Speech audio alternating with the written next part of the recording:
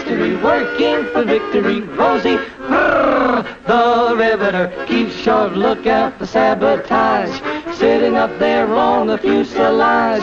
That little frail can do more than a mill can do. Rosie the Riveter. Rosie's got a boyfriend, Charlie. Charlie, he's a Marine.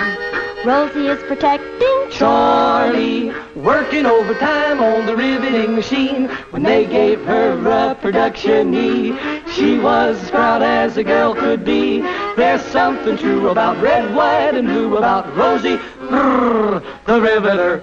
Rosie the Riveter. She works hard all day, working for the USA. Hip, hip, hooray, hooray. Rosie buys a lot of war bonds. That gal really has sense.